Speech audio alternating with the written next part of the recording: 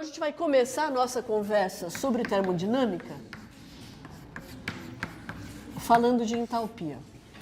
Na verdade, vocês já fizeram o experimento de entalpia, vocês provavelmente já deram encaminhamento para o relatório, e nós já falamos de entalpia várias vezes, né? Quando uma reação química acontece, é muito comum que ela libere energia ou que ela absorva energia. Então, uma reação química, por exemplo,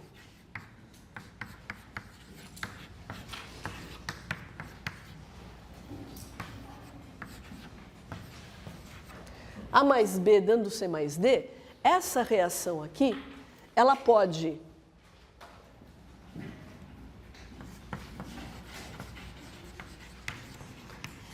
liberar energia ou pode absorver energia.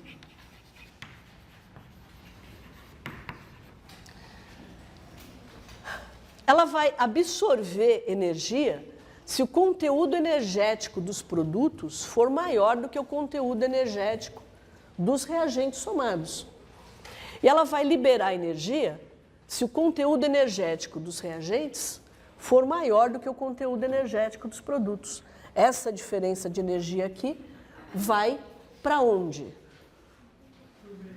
Vai para o meio. E essa energia aqui, ela geralmente é qual forma de energia? Calor.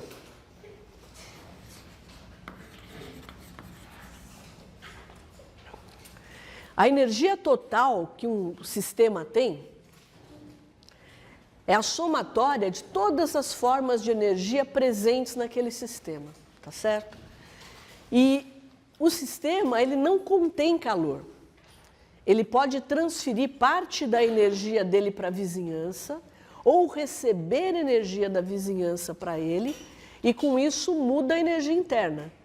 Essa transferência de energia pode acontecer na forma de trabalho ou na forma de calor. O que interessa para a gente nessa questão de entalpia é a energia transferida, trocada com a vizinhança, na forma de calor. Então, se eu tenho uma reação química que libera energia, eu tenho uma reação química exotérmica. A palavra exo, para fora, por fora, significa que essa energia está sendo liberada para fora do sistema. Se houver a possibilidade dessa energia migrar para fora do sistema. E se ela absorver energia, vai ser uma reação química endotérmica.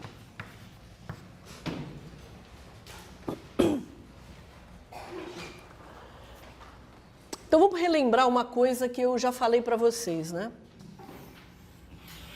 Se eu tenho, por exemplo, uma reação química acontecendo em um becker qualquer. Esse becker aqui, normalmente, ele é o meu sistema. Essa solução que contém os reagentes é o meu sistema. A parede do becker é a minha fronteira. E o meio externo é a vizinhança.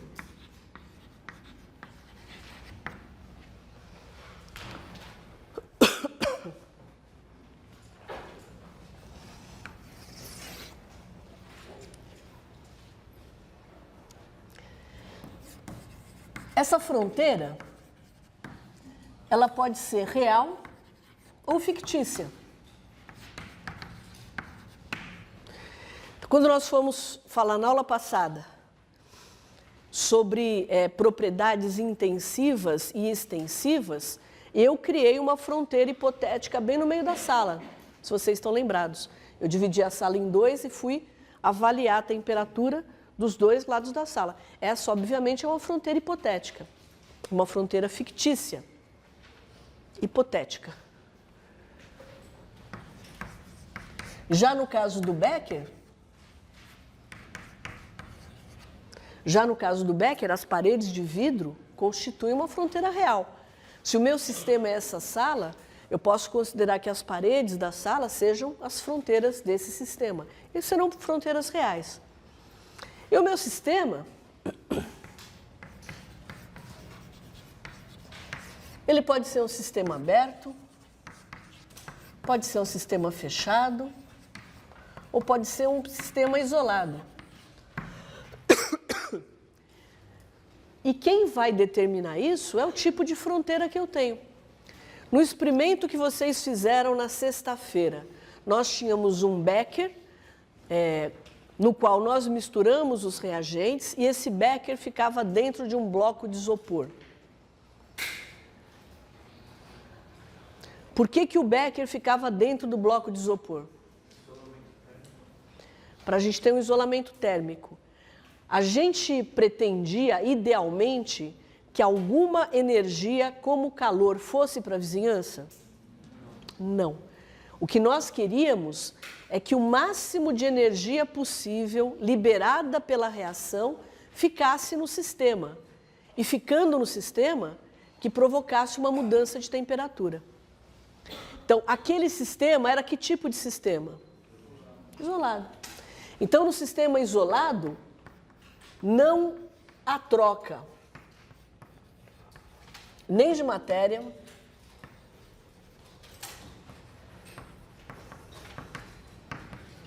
nem de energia.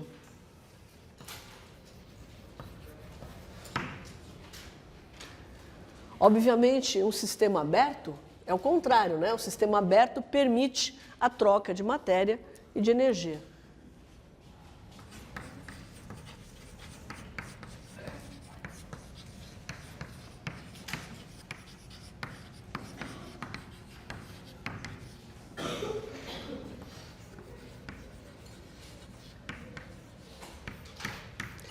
E o sistema fechado?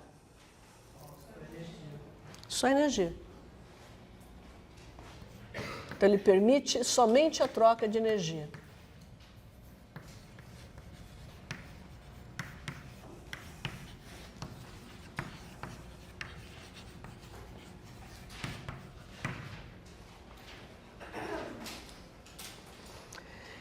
Então, lembrando, né, que essa energia pode ser trabalho também, mas geralmente em química, o que interessa é a energia trocada como calor.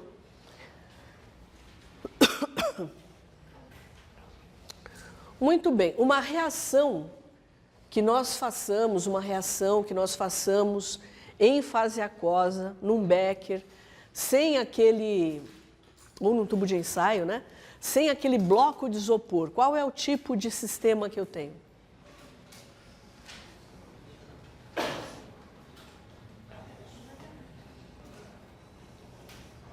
Uma reação de neutralização, um ácido forte com uma base forte. É aberto ou é fechado?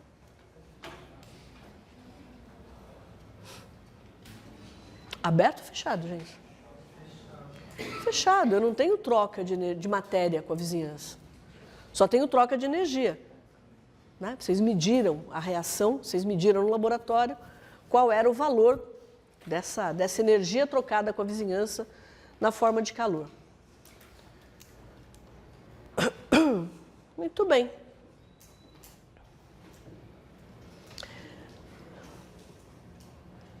Nós já vimos também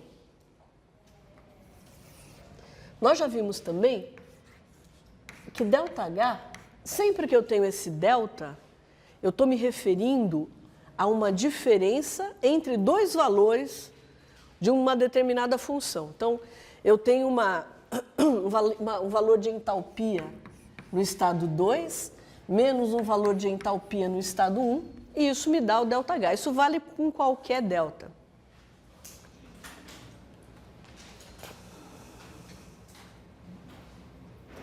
E quem que é ΔH na prática, na maioria das situações?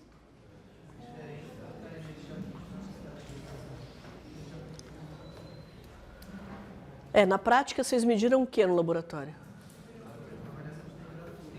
Vocês mediram a variação de temperatura para chegar no quê? Trocada como o quê? Como calor. Então, sempre que eu faço uma reação, qualquer reação, a energia trocada é a variação de entalpia?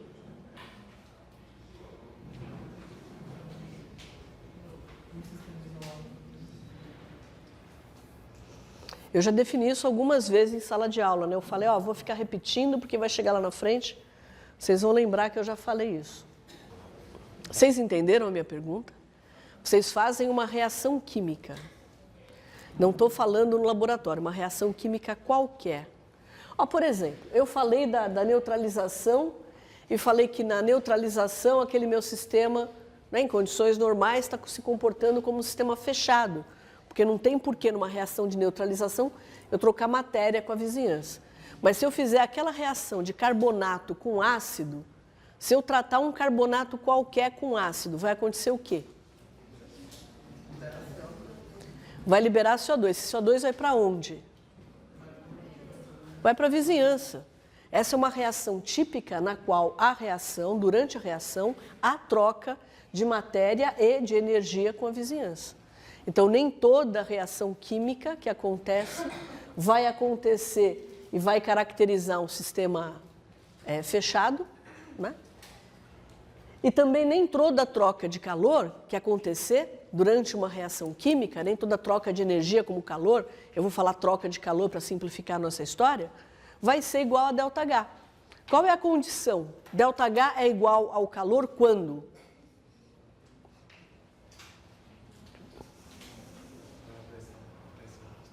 Quando a pressão for constante. Então, a variação de entalpia só é igual ao calor trocado com a vizinhança quando a pressão for constante.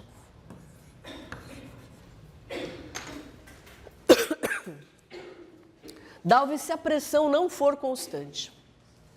Se a pressão não for constante, o valor de Q que eu vou obter não é a variação de entalpia. Eu vou ter que a variação de entalpia vai ser um Q mais um fator. Mas não vai ser igual, numericamente igual ao calor trocado. Entenderam ou não?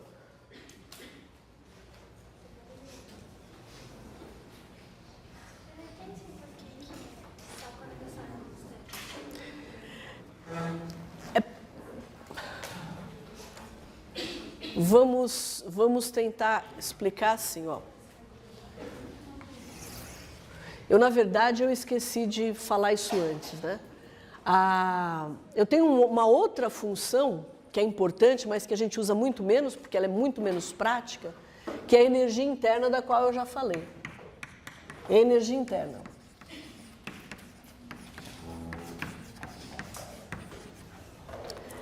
E se eu faço uma reação química, é óbvio que a energia interna vai mudar.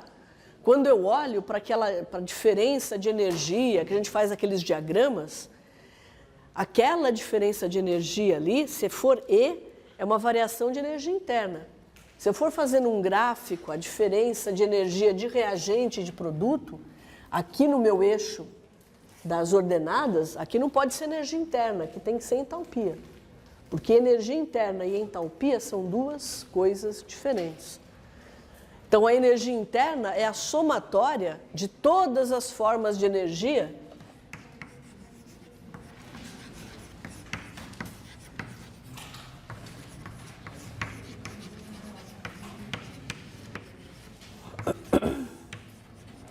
presentes no sistema.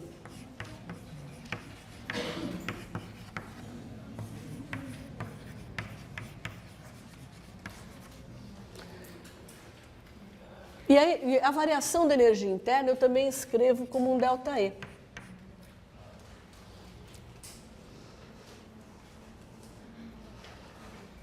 A energia interna... Então, olhem que a energia interna, ela também só depende do estado final e do estado inicial. Ela não depende de como eu vou do estado 1 para o estado 2. Basta eu olhar o estado final e o estado inicial. Todo parâmetro que eu represento, ou que eu posso representar por um delta, é assim, só depende do estado final e do estado inicial. Agora, quais são as variáveis que afetam essa energia interna?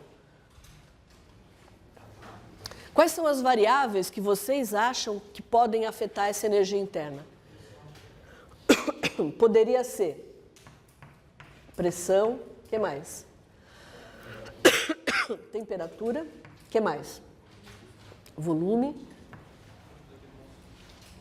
composição, podia colocar mais um monte de coisa aqui. Só que assim, dessas variáveis possíveis, nós usamos para caracterizar a energia interna só temperatura e volume.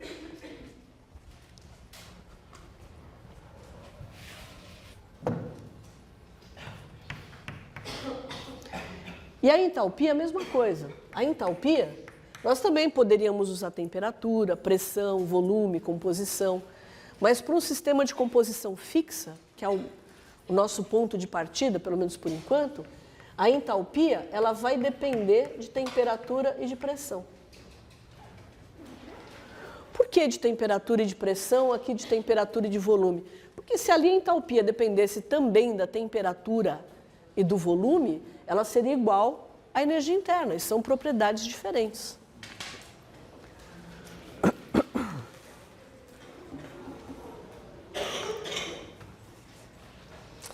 Isso... Oi? Quem chamou? Mas então a energia interna e a entalpia, elas têm uma relação? Lógico que sim.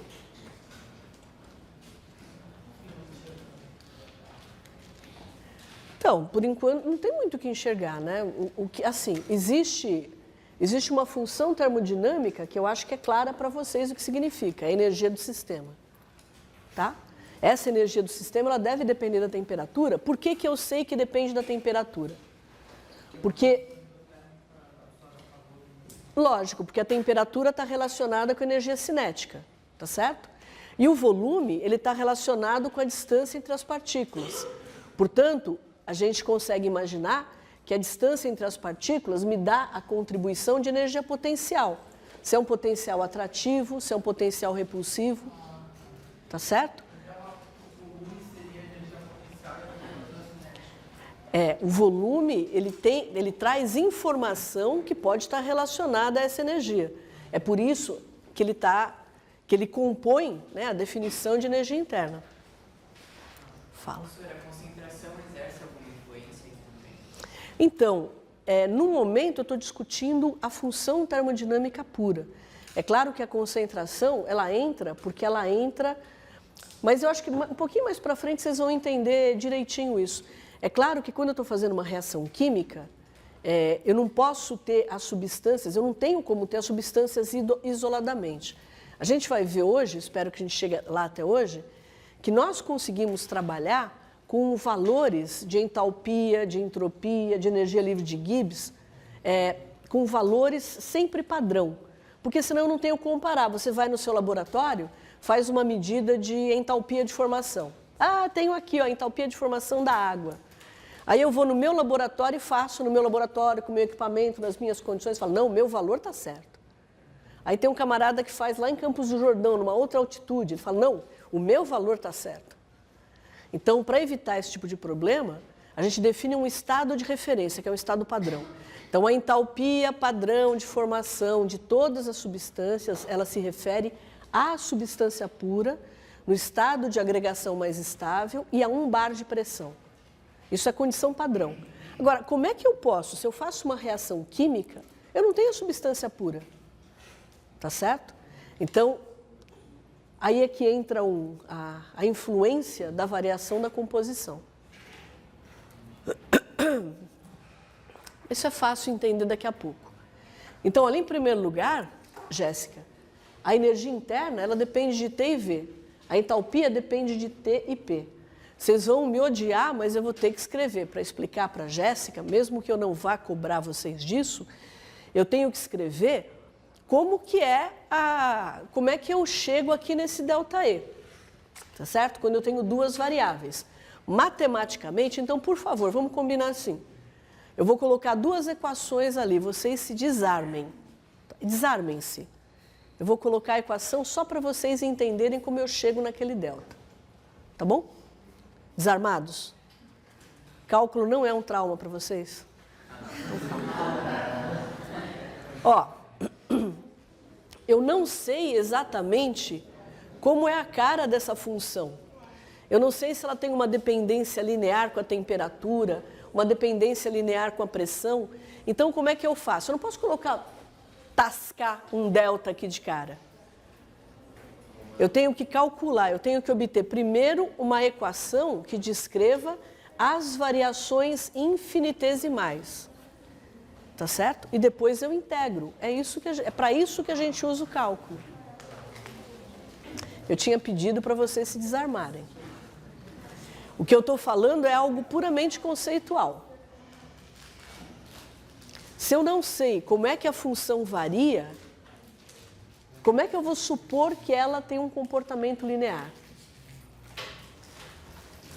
Eu falei no meu laboratório, eu não sei se isso foi falado nos outros laboratórios, e falei aqui também na aula passada. Eu falei o seguinte para vocês, ó. Se eu fizer um gráfico,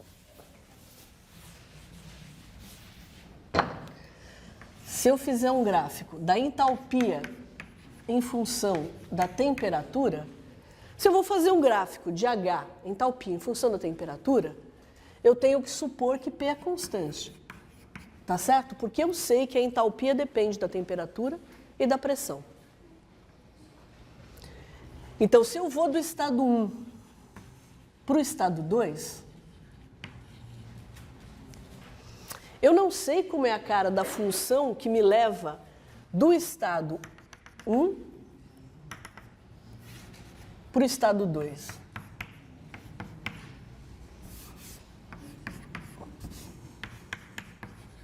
Eu não sei. Isso aqui pode ser uma reta ou pode não ser. Na prática não é uma reta. Na prática é uma coisa assim. Como é que eu descrevo isso? Por exemplo, para um gás ideal, isso aqui é uma reta. Para substâncias normais, substâncias reais, isso aqui não é uma reta. É uma curva. E o formato dessa curva vai mudar de substância para substância. Então, se eu escrever, por exemplo, como vocês fizeram para colocar no relatório, né? Que eu tenho um ΔH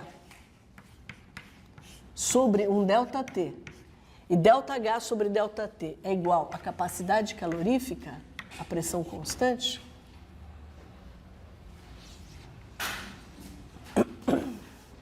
porque é isso que eu considero, não é? Aquelas equações que vocês usaram, vocês partiram. Vocês podem não ter se dado conta, mas vocês estão fazendo SCP vezes ΔT. A capacidade calorífica que vocês usaram é a pressão constante.